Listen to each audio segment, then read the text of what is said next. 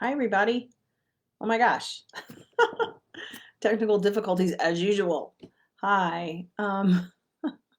Dr. Patti Ashley here. I'm figuring out technical glitches as usual.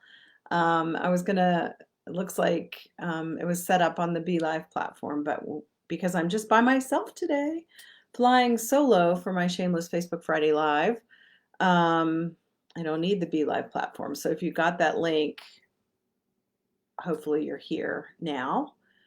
This is just a regular Facebook um, Live. So let me know that you're here so that I know that this is working.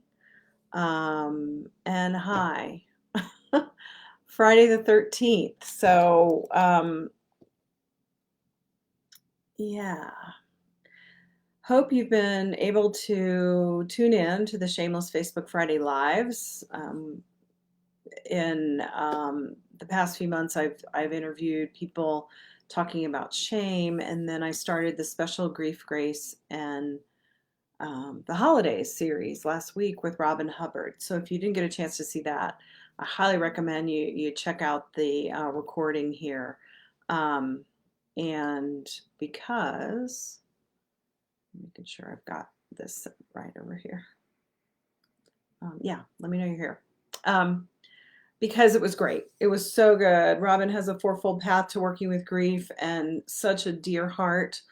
I love that interview. And then today I'm going to tell you about my book, Letters to Freedom. Probably read some from this book because today happens to be the 4th anniversary of Laurence Freedom's passing.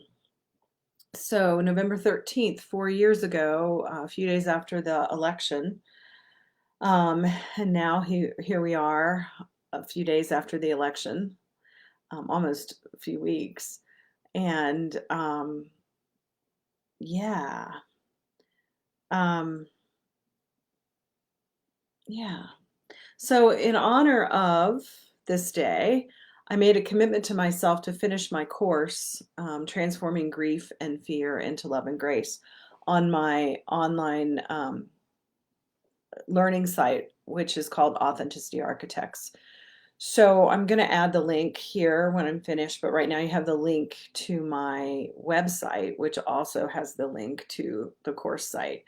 So I launched it this morning. I've been working on it for a while, and it's got a ton of lessons in it. It's got PowerPoints. It's got um, lots of videos. Some of the videos from the Fear to Love to Grace Summit that I did in February when I launched the book, Letters to Freedom.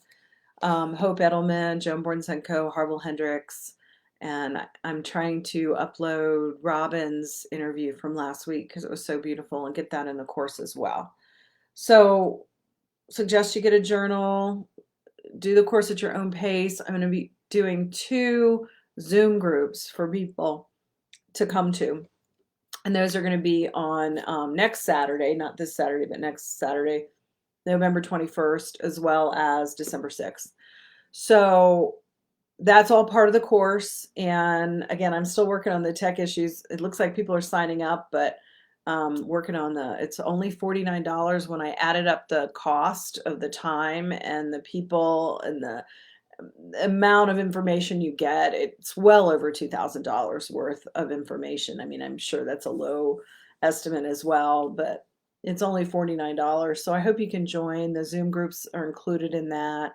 And in one of them, we're going to be talking about writing your stories, which is a good segue into how this book happened. So 4 years ago today, I got a call from one of our friends telling me that Lawrence had had a sudden heart attack. And he and I had a date scheduled for the next week to um, talk about our relationship at this point going forward. We had gotten engaged the year before that, and we were really being conscious about our relationship and what we needed, including a little bit of time apart. And I think that was important for me in terms of processing the grief of having lost him to a sudden heart attack on November 13th. So I sat down at my computer for months and months and months, crying and just wanting to remember the stories we had. We had a lot of fun in 2 short years, and it was a relationship I had always hoped to have, and it was refreshing in many ways to be with a man who could show up fully, and yeah, he was such a delight. So the book, after I wrote the stories, I decided that because having lost my dad when I was 11 had such a huge impact on my life, and that Laurence had come into my life at a time when I thought that I was ready to do a relationship different because I had done so much more of my own inner work. And I knew that it was going to be a significant piece of my continuing to heal my relationships with men. Because when you lose your parent at an early age, and for a girl at the age of 11 to lose her father, that's right when we're prepubescent, getting ready to move into that time in our life when we start dating. And when somebody like a father has left suddenly, it impacts you in many ways. And so, of course, this is my work, and I spent, my lifetime really trying to figure out what that's about and what that means for me personally, as well as for my clients professionally. And it's really vulnerable for me to sit here and tell the story over and over and over and over and over again, even though they say you have to tell the story of grief at least 100 times, which is the reason I wrote the book. And I think people think about, you know um, we all have wounds, we all have history, we all have trauma to some degree, big traumas or little traumas, and we stay stuck in the trauma if we don't allow ourselves to tell the story and to process and to be heard. Now I'm way on the other side of both the griefs, my father and Laurence, and all the other griefs I've had in my life in terms of the intensity of what grief feels like. But it transformed me, literally transformed me into being able to sit here with you today and tell you these stories and write this book and do this course and witness clients and friends and family in grief and have a sense of empathy that isn't about fixing it. It's about being with it to move through it. So, some people think, oh, she's talking about her story again, and she's stuck in her grief, when it's actually the opposite. Deepak Chopra says people think the shadow is the opposite of love, when actually it is the way to love. And the shadow being the parts of ourselves that we might keep hidden. And when we bring them to consciousness and we bring them out into the light, it actually does bring us more to life. John of the Cross called it the dark night of the soul. Joseph Campbell calls it the hero's journey. And so, for me, it gives me purpose to create this book and this training and doing these Facebook Lives for you. So it starts off, I titled it From Fear to Love to Grace for a couple reasons. One, Laurence Freedom, who, let me tell you a little bit about Laurence. I'm talking as if everybody knows the story, and there may be some people who don't know anything. So I'm going to start from the beginning. So Laurence Freedom owned the Freedom Center in Denver, Colorado, which was an outpatient treatment center for addiction. And I met Laurence when I first moved to Colorado 22 years ago. And I had a lot of respect for the work that he was doing at the Freedom Center. And we actually, before he opened the Freedom Center with his wife, Susan, him and I had shared an office together in Lakewood. Hi, Tara. Thanks for letting me know you're here. And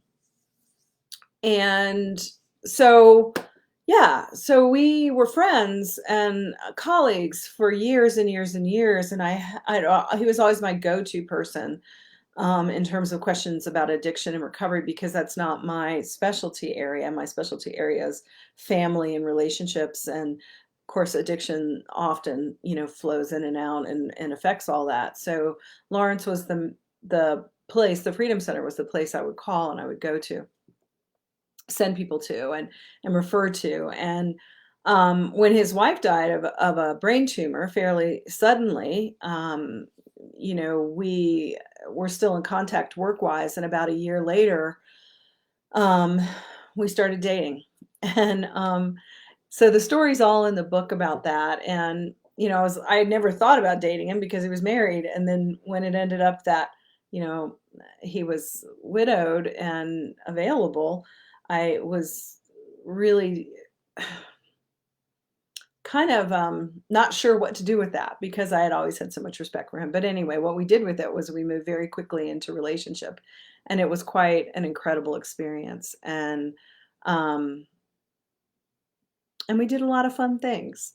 So he was working on his curriculum called From Fear to Love to Grace because he felt like losing Susan opened his heart up to something bigger than he'd ever experienced before. And he said, I feel like it's a sense of grace. It's beyond love. It's not just love, it's grace. I told him about how I had heard the Sufi prayer, break my heart open to something more, when I was going through my divorce many, many years prior to that. And the heartbreak in my life at the time, I really resonated with that Sufi prayer, break my heart open to something more. And I shared with him that I felt like that's what I was hearing him describe in this experience of grace. So after he died and I was writing my book, and I remembered that, and I write about that, and I share some of that in the book, and I'm going to read a little bit to you as well. I started thinking about, dividing my book up into 3 sections: fear, love, and grace, which is what I ended up doing. And the fear part, I thought, really is the fear of loving somebody so deeply that you have to be willing to risk breaking your heart open. And when you lose a parent at an early age, sometime, or you have different traumas in your life, there's a tendency to stay closed and not want to open, and be fully in the experience of love because there's a lot of fear. So I wrote about my father, and gosh, he was an incredible dad. And I to lose him suddenly to a heart attack was really hard. And back then, which was 50 years ago, people didn't go to therapy, people didn't talk about grief. You just went on with your life. And so I was kind of a sensitive, curious kiddo, and I kept thinking, wow, that's just a big thing that just happened to me. I want to talk to somebody about it. So that's why I decided to be a therapist, just because I really wanted to give people a place to talk about these things that sometimes are hard to talk about. So from fear into love, which is the relationship that him and I had for 2 amazing years, into the grace of me then having to go through a similar lot. Well, not similar, but they both died, were found dead on the living floor, sudden heart attack. So it was this, I thought this man was going to give me an opportunity to do something different, and yet I get another layer of this sudden grief. And so it really pushed me to ask the questions. Well, what do I know now, 48 years later, that I didn't know when I was 11, that I've done personally and brought into my work professionally? And of course, when you're in grief, there's not a whole lot of frontal lobe thinking rational. All I knew was I want to give myself permission to be with whatever feelings come up. And grief is hard. I mean, and one of the chapters in the course is the cold, hard truth is you can't go around grief, you have to go through it. And that's what I learned when I was 30 and I started my first graduate program, and I learned that you have to go through grief. And so, it's been, again, my lifelong journey to help other people do that. So I'm excited that I've launched the course, Transforming Grief and Fear into Love and Grace, especially today, Friday the 13th, not because it's Friday the 13th, and that's always a strange day, but it's interesting though that it is Friday the 13th. But today, in the time of this pandemic and the political unrest and the social injustice and the challenges that we're all facing with climate change and the fear of this virus, especially now that things are closing down a little bit more, and we're heading into the holiday season, and the holiday season is always hard. I mean, I have to say, every year I have to work with my clients, because what happens is, what gets activated during the holidays is old unconscious family patterns that really have created this old story of not being good enough and not being lovable. But because they're all unconscious, we're not aware of them. And so then we go into the holiday season, and it somehow gets activated in different ways. Again, as Chopra said about the shadow, people think it's the opposite of love, but actually it is the way to love. So when we acknowledge that we've got feelings around the holidays and things with our family, it actually helps us uncover and discover and reconstruct what is really more authentic for us. So this holiday season, 2020 will be the year that we always remember, no doubt, right? We'll be telling our grandchildren, do you remember 2020? Or let me tell you about 2020. So we're in it, and we're in a lot of grief. We're in a lot of collective grief. There's an article in the course called How Collective Grief is Deepening Us. And it's an article that I wrote when this first happened. We first went into lockdown. And, there's collective grief, meaning we're grieving literally, unfortunately. If any of you have lost someone to COVID, my heart goes out to you. And especially if you weren't able to be with that person when they were dying. So there's that big grief that's happening a lot with this pandemic. And then there's the grief of not being able to live our lives the way we're used to, go to the places we like to go to, be with the people that we love, hug people that we care about.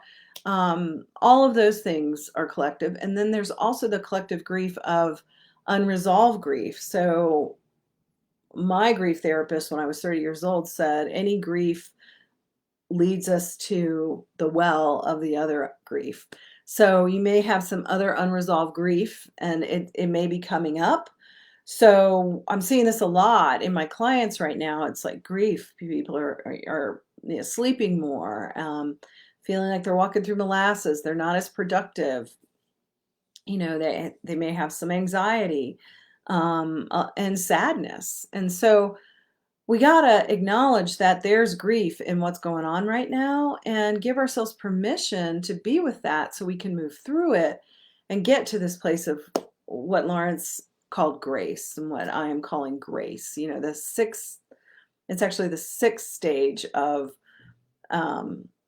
grief. Kubler-Ross has 5: denial, bargaining, anger, depression, and acceptance. I'm adding grief. David Kessler calls it finding meaning. I mean, I'm adding grace, not grief now. Grace, and Kessler calls it finding meaning.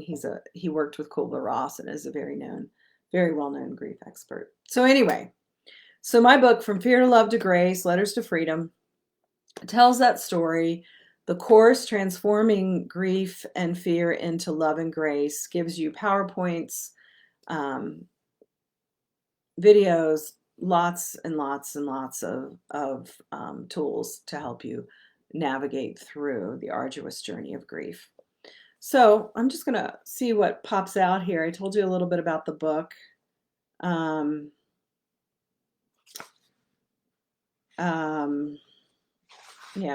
let's see. So Dr. Roger Teal, who is a spiritual leader and author of This Life is Joy, he used to be the lead minister at Mile High Church, wrote the foreword to the book. And he says, "You're reading a book about a rare and wonderful being, Laurence Freedom. I love Laurence, but even more, I hold his memory and essence in great respect. As with us all, his life was so much more than a compilation of dates and data. His life was a soul-guided journey, one that becomes a great blessing. to many others. I invite you to read this life story with an open heart, sensing into the rich, deep, and often agonizing elements of the hero's journey. Laurence engaged in the single moments of his unique journey with deliberate willingness and the intention to use it all for personal transformation and soulful emergence. And true heroes always direct and actualize their growth in service to others.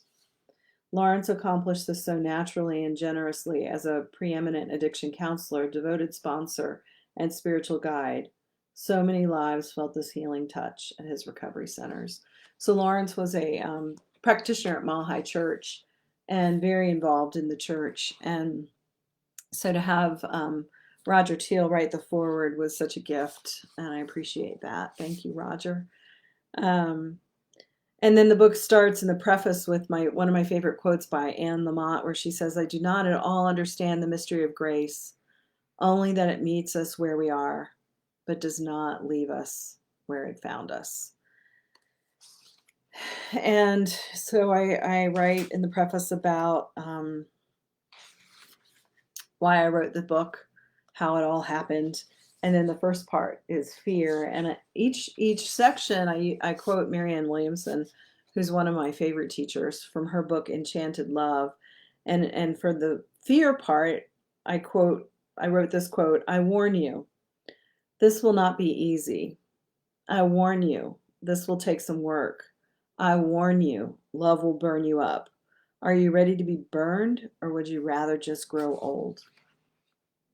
And so I think the part that here's a picture of my parents and me as a baby. And I was a mistake. I wasn't supposed to be born. So I write about that. I write about my dog, a little bit about my time together with my dad. And then the chapter called "Stop Crying Before I Give You Something to Cry About." I wrote about, hearing my mom's in a cry and wail in her grief. And I've been raised in a family where, you don't cry. Life is, you just go on with your life. You don't cry. So, the week after my father died, I can recall standing in the upstairs hallway outside of my mother's bedroom. She didn't know I was there. She was crying, wailing, actually. The woman who had taught me to stop crying couldn't stop herself at this time. It sounded like she was hyperventilating. This went on for hours. I stood there listening. She never knew. I vividly remember declaring to myself in that moment, I will never love anyone that much because I never want to feel that much pain. I literally do remember that. And I think, again, so it speaks to this first section on the book about fear and how sometimes we close our hearts and we're afraid to open. And so when Laurence and I moved into a relationship, I had been in and out of my marriage and relationships and life and struggles and losses and all kinds of things. And I decided that I really wanted to face that fear. And I was willing to be burned. And sure enough, here's what happens. When you're willing to step into something, you have to be willing. And I was. And so hi, Stacy. I'm so glad you're there. You're here. That means so much to me. So then let's see. So then I move into the love part, which is the fun part of the story, right? It's like so many fun love stories. I think I'm going to read from the chapter about the labyrinth, but first I want to read the Marianne Williamson quote here. At the heart of love lies an irreducible mystery. To demystify love is to lose it. Its mystery provides its vital power to enchant us, to touch us, and to heal us. So again, this is Marianne Williamson from her book Enchanted Love. And I think that's the thing, right? What is attraction, and what is love, and what is relationship? And there's so much mystery to it. And so I love that. At the heart of love lies an irreducible mystery. And to demystify it, we lose it. So just take that in. And then I'm going to read about the labyrinth because I had the opportunity to build a labyrinth this weekend with Lee McCormick, who I also write about in the book. That Laurence and I met together on our journey. And we went to Mexico with him, one of our many adventures, because he has a healing center and he does sacred retreats at Teotihuacan down in Mexico. And so he was up here helping build a labyrinth for a new treatment center not too far from my house. And so I actually got to build a labyrinth. And I've always loved labyrinths. Um, and basically they're mindfulness meditation walks. And the tricky part about a labyrinth is you're walking and you feel like you're getting in the idea is to walk the labyrinth. You arrive in the center, you honor the four directions, and you set an intention, and then you walk back out. But when you're walking it, it doesn't necessarily go directly to the center. You go in and out, and you think you're almost at the center, and then you're on the outside of the circle. And so it's a really good mindfulness walk to recognize that life isn't just a straight and narrow path, that we're always weaving in and out. And so it gives us a chance to be in our body in a mindfulness walk as we have an intention. So every month at Mile High Church, they lay out a labyrinth with the design that's in the Chartres Cathedral in France, and which I hope to get to at some point and bring you to at some point. So it's quite a big labyrinth, and so Mile High does these labyrinth walks, and so Laurence and I went to do the walk, and let me read a little bit about that. So the first Sunday that we met for church happened to be a day when Mile High had a labyrinth set up for congregants to walk. As we walked together, I had a labyrinth experience like never before. We ambled around on the path, passing each other, smiling and looking into each other's eyes. And at one point, we both laughed out loud as this flirtatious circle dance continued around and around again. Then it happened. We stepped off our paths and we were lost in the labyrinth. Kind of hard to do, but we did it. I have no idea what Laurence was feeling that day, but I knew I was falling in love. Even though we were off the path, we were definitely on the right track back to each other. So, yeah, so it's a funny moment because we were so goo-goo-eyed with each other. We would pass each other and we'd smile and look in each other's eyes, and then all of a sudden we're like, where are we going? What are we doing? So it's a lot like falling in love, isn't it? And being in love is like that. It's like sometimes, you get lost on the path and sometimes you weave in and out. But it was the very beginning of our relationship, and it was a moment that I'll never forget. And so it's really special. Thank you for being with me today and sharing this day with me. Again, as I said at the beginning, if those of you weren't here at the beginning, this is the 4th anniversary of Laurence's death, and I really wanted to finish my course, Transforming Grief and Fear into Love and Grace, today. And so it's such an honor to be able to share these stories with you. I think this is how we honor the people we love, is to be able to tell the stories. And sometimes people are afraid to listen because they don't want people to be upset, when actually the idea is the more I can tell the story, the more he's with me. And so thank you for letting me share this with you. So then the second part, love, goes on about all of our adventures. We traveled a lot. The ladybugs. Just a little bit about the ladybugs. So, without reading too much, how can I get to the heart of this chapter? Ladybugs, lots of them.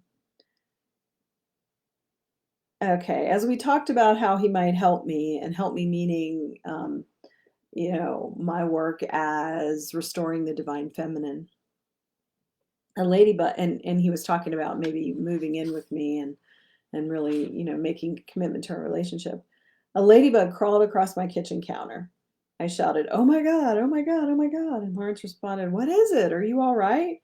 And then I told him the ladybug story. Shortly after my mother had died in 2008, a ladybug landed on a tightly closed window in my old school building. I watched the little red bug slowly wander around. I wondered how it could have landed directly in front of me. The windows were nailed shut on the third floor, a long way from the outside world. After a few minutes of childlike reverence, I thought about my mother. Of course, she would have said hello that way. A few weeks later, I attended a workshop with Dr. Patti Lukenbach from Mile High Church. Dr. Patti has a deep connection to Mother Earth and Native American spirituality. When I told Patti about the ladybug, she confirmed my suspicion by saying, "That was your mother." Later, I discovered that some people believe ladybugs are good luck. If you set one free, it brings you back your soulmate. From then on, every time I saw a ladybug, I set it free. And when the ladybug showed up on my kitchen counter that day, I knew Laurence was my soulmate. It was confirmed. He was the one I had been waiting for all these years. So we had ladybugs, lots of them. He would buy me ladybug, finger puppets, salt and pepper shakers, chocolate, socks. Every time, little ceramic ladybugs, he would pick one up, and I have a whole shelf, a ladybug shelf. So that was really special to us. So every time I see a ladybug now, I think that that is Laurence communicating with me. And it happened on November 1st, which was All Souls Day. And I just finished my meditation that's on my website of the thinning veil and communicating with the other world. And I walk outside, and a ladybug flew right into my head, and I didn't, it stunned me. And I looked down, and it had landed on the floor, and I took a video and some pictures, and I was like, "Hi, that's you." So that leads us into the grace part, because I think, isn't that what grace is? It's like knowing that we're never alone, and knowing that people who pass on are always with us. Thank you for sending love, Stacy. I appreciate you so much. Part 3 is grace. And the quote by Marianne Williamson is, "The enchanted issue is not whether bodies stay together or not, but whether hearts and minds are reconciled." And I think, the scary part when I talk about grief and fear, the scary part about grief is that we feel like we've lost something, and we feel so alone, and we feel like we'll never get it back. So in this chapter, I'm going to read, in this section, I'm going to read the chapter, "You're Never Alone," because I think that's grace, is when I finally realized that I'm never alone. So let me just read it here. It's a short little piece. "When I was 33, I attended a workshop with renowned counselor and teacher John Bradshaw. He led us in a guided meditation. Guided meditation where we met a guide. I saw my father sitting across from me and saying, 'You are never, ever alone.' I think of those words often, and according to some spiritual text I've read, separation is an illusion.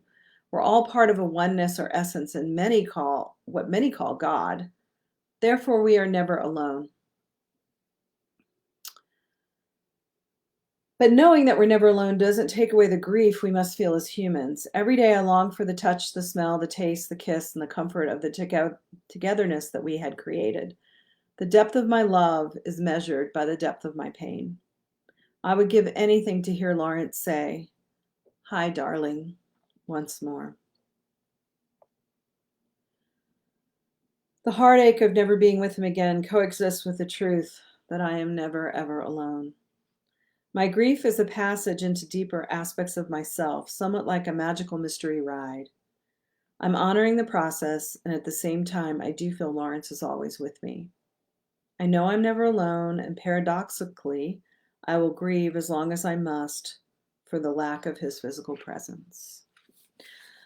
So that's some parts of the book, Letters to Freedom, From Fear to Love to Grace. And that's my memoir, and that's my story.